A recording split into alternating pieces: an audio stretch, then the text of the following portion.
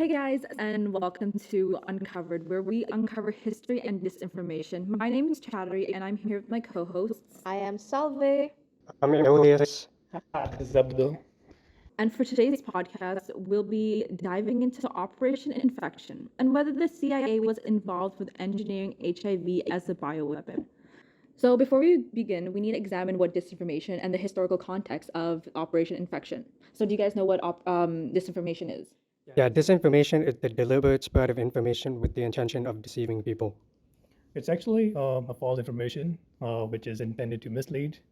Mostly, government to use it for propaganda. To kind of copy it from the CIA using it against KGB or Russia. Yeah, no, for sure. Because right now, the modern term actually we use for the disinformation is the fake news, right? Like how fake news is getting out of hand, especially like with the advent of the internet. Like everyone could just like join in and like how they could actually change from one meaning to another, and the information get distorted. And to be honest, I know for a fact that disinformation is going on for like a very long time, and they use it in the propaganda as Yes. you mentioned. Like, but actually after the Cold War, U.S. and Russia did some extreme measure to outdid each other and to discredit each other. And those extreme means were like what? Mind control experiments with their own people, which is crazy if you can think about it. And then actually at that time around the 1980s, the early 1980s, like there was actually a widespread of AIDS at that time. But actually by that time I think they were called it GRID. And then it just got developed being AIDS. But at that time, like a lot of people are getting infected by the AIDS. And then the people are begging the government. I wouldn't say begging, but there's an outcry for like, oh, we want a research, like what's going to be the cure for this. And people are actually protesting about it. And there's kind of like what civil unrest. Of course, who's the president at that time is kind of like apathetic about what's going on with the people because what? Who is it? Reagan. And his main focus is what? Drugs. War on drugs, basically, right? Yeah. So that kind of panic with people having very high infection and the hospital doesn't know what to do with it and how to cure it. It caused high level of anxiety to the people, which can cause what? Mass panic. Yeah, there was like mass panic and high anxieties during that time. So I know how you mentioned that the U.S. and Russia tried to outdo each other to discredit each other. So the discredit and the spread of information in Russia. So they had the KBG, and the KBG had a doctorate called the active measures. So do you guys know like about the active measures? No, actually. Okay. Yeah. No, of course I can explain it. So the active measures include like media manipulation, the use of the front groups, and like counterfeit documents, which is important when we talk about the Operation Infection. There's gonna be like we're gonna talk a little bit about the counterfeit documents. And actually, based from the spies who actually testified that 85% of their work in the KBG is actually that active measures. Wow. I know, right? Like 85% of your work. That's crazy, no? Yeah, let's make this information. Excuse me. and for a fact, like these active measures are like acting like a long-term goals to attack other countries, especially U.S. And the thing is, like, these are like slow burn. So, like, looking into the history of Operation Infection. So, Operation Infection was basically a CIA's like view of saying that they didn't create HIV. So, we need to look back to 1983 and in India. So, in India, they had an article published in a news platform which stated that HIV was created by the CIA as a bioweapon. And so this information spread to Africa and was really popular in a lot of African countries. And by the end of the 1980s is when it spread to the US. So we can see that it took around like a decade. So this is like slow burn work, right? And so what's important to know is that the media outlet that published it was actually a part of Russia. Russia owned it, and we know that like the KBG and the documents, right? So what's important is that what Russia did was they had like a manipulation. the of manipulation, news. right? Like, So they had two scientists publish actual academic work which supports. Who were the two scientists? It was, I think one of them is like Jacob Segal and then his wife, no? And then there were the two. So those two like scientists. So what they did was like they were like basically bought, right? Like Yeah, they were basically they were bought. paid. Even their the results. So they were basically paid to publish academic articles with fake claims and like with fake resources and Yeah, like virus that it was came from a laboratory from US. so these were like where we see the counterfeiting documents that the KBG had, right? So it was kind of a active measure Mhm. thing. Yeah. Because like imagine like it started what 1983 Yes. and like it got spread out all throughout Africa, London, US. What at the end of 1980s? I'm yeah 1980s. So like it's really like a long term kind of thing. It's not doesn't really happen like in a snap of a finger like within a year. Yeah. So like they really take their Mhm. time. But it was really like a global scale of Mhm. disinformation. Imagine at that time like where they only use what radio and television and Yes. some limited printed companies Yes. to spread And- information. And like what's important is that like back then, like not everyone had access to all Mhm. this, right? No one like not everyone had access to radio, TV, or like computers. That was like a luxury to them. Yeah. So like a lot of this misinformation, disinformation is my bad, would also spread through like voice, so, like someone talking to someone and not knowing the actual information. And there's no way to like fact check them, right? Yes. It's hard to Yeah. fact check. So like I know you guys looked at the evidence. Can you guys explain some of the evidence to our listeners? Right. So the evidence that I have would be that a majority of the African population has died. So why not the other races? Why were Africans targeted? So I kind of counter your argument actually for sure. I think it is because it started in Africa actually. So I think when it started transmitting, for sure it was transmitting through sexual activities or could be, through drugs or anything. So for sure, I can say that was only one race at that point, that was being targeted. No, it was not being targeted actually. It was just being transmitted from, from there actually. So yeah, so the kind of the origin of HIV kind of been traced, to the early 20th century in Central Africa, where it's believed to be transmitted through the chimpanzees actually to humans through the consumption of the bushmeat.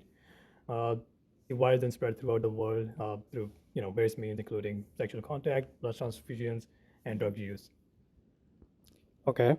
Another evidence I have is the president of Libya claimed that children in Libya have gotten infected with HIV through the doctors and nurses coming from Bulgaria who were also infected with HIV. About 400 children were infected. As soon as children went to that hospital, they got infected with HIV and AIDS. I think the president of Bulgaria, I believe he said Bulgaria. Yeah. No, I Yeah. said Libya. Libya. Libya. Okay, because I heard about Bulgaria actually, so that's why.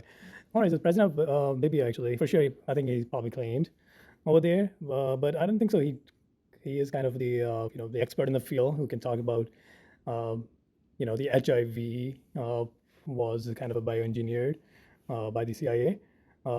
Yeah, it could be a possibility for sure. For sure, the HIV can be the cause. Can be can have those. Well, people can have those the HIV actually for sure, but it doesn't prove the CIA bioengineered that HIV. So before we begin, can you like explain a little bit what the Tuskegee experiment was for our listeners? Yeah, sure, no problem. So the Tuskegee experiment was conducted by the CIA, and it's an experiment that was in regards to syphilis with African men. So a lot of African men got infected with syphilis. But how can it relate to the HIV actually? Well, it can relate to it because since the CIA was a part of this operation with syphilis and infecting African men with syphilis, they can also be responsible for HIV.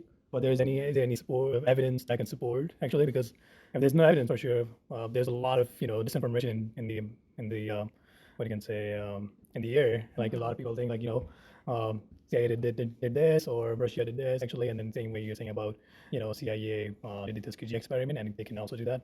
I don't think there's unless there's for sure the evidence. Otherwise, for sure it's illogical to put blame on CIA. Yeah, I understand what you're saying. But I feel that we can look at the CIA and say like, okay, they have to have some role in this. This, HIV, creating HIV as a bioweapon. They have to have something involved. They have to be involved in it somehow, But there's like based off of, the Tuskegee experiment. But same way, there is no evidence to support, yes, and HIV can be, you know, if- intentionally created or spread as a bioweapon actually. Okay. Yeah. And I mean, you respect each other. Yeah. Yeah. What do you guys think? What do you guys think about that? And if you look on like a full scale, what do you think? Is it CIA who bioengineered the HIV, or what do you think? Is it something else? Yeah. So Oh, yeah. Oh, yeah. Because like I was wondering, like looking through the history of CIA, not really CIA, but like the government of USA actually. Like remember Operation Sea Spray in the Mhm. 1950s? Yeah. Like how they poison their own people. Like with that being in mind, if I'm that person and I was living at that time, and I know for a fact that the government did that, because like I think there was like a lawsuits going on around Mhm. 1980s. So if there was like a news at that time saying like, oh, the CIA bioengineered the HIV as a biological weapon, Mhm. like of course I'm gonna believe that because like Right. what happened to Operation Sea Spray? Yeah. And like people are doing lawsuits against the government, and I was like, yep, that could really happen. I would definitely buy that. Like if we know the government is like doing stuff to their Mhm. own people, Yes. like what's Yeah. stopping them from spreading it to around the world or Around the even world, their that's right. like different things, right? Yeah, these are very powerful like disinformation on Yeah. global scale. Now, if you think about like this, for sure, we can say that like CIA could be a Mhm, of behind that course. actually for sure. But if you just look onto that actually part, what do you guys think? If you don't have any other, you know, Mhm. history about it, do you guys think CIA can done that, or I is mean, it did Russia? the Russia. I mean, I will not really think about Russia about it because, like, it's been widespread in the USA at Yeah. that time, Mhm. and then knowing the government is very apathetic, especially like who were the target population at that time, the colored people and the LGBTQ people, and at that Mhm. time, like what they were like the I don't want to say this, but undesirable population at that time. The So, like, segregation was yeah, the like segregation really was rampant, right? yeah, at that time it was really still crazy. So like, if I'm the person who have the HIV and I heard that the government was responsible for that, like a Mhm. part of government, like I will definitely believe that, oh my god, the government doesn't really care about me because they could not even fund a research to get like a cure for this one, right? Okay, so since it's proven that SIV and HIV are linked, uh, there was a case where a journalist named Edward Hooper found traces of HIV in the area of a polio vaccine trial that was being conducted in the Congo in the 1950s, in which Yeah. chimpanzee cells were being used.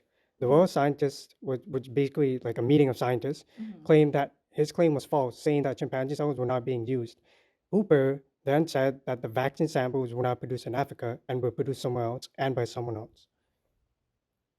So yeah, who produced them? Like, could be possibility that could be America or USA. Yeah, it could be the CIA that did it. Yeah. Oh, Yeah. produce a So vaccine. yeah. Yeah, that would be. But same with there is no what you can say the credible evidence about it actually. I feel like About it actually. I feel like there's like evidence on both Yes. sides that like Yes. need to be considered, Yeah. but like this should be like looked into more like further, right? That's true. Like we need to like investigate this a bit more to know like the facts and like right because Yeah. a lot of the articles that are like that like we read off right it's not like government or like they're all gonna be biased right Yeah. so it's Yeah. really hard to find like unbiased Mhm. opinions on this topic or even like a lot of topics when considering disinformation. Yeah, I mean, knowing in this age of the internet, like we're Mhm, drowning of of course, right? information, right? And same way, remember, so I was reading about the US debunked HIV, as a bioweapon. Uh, there was a squad, that truth squad actually, in which the Kathleen reports uh, that CIA did not engineer the HIV, and KGB under Soviet they kind of deny actually, yes. They wanted to this actually they didn't deny actually, but it also doesn't prove like they haven't done that or they didn't actually. Yeah. Mm-hmm. So unfortunately that's all the time we have. I want to thank you guys for sharing Oh, no, for sure. valuable information and I want to thank you guys for listening and we'll see you next time on the Uncovered podcast. Yeah.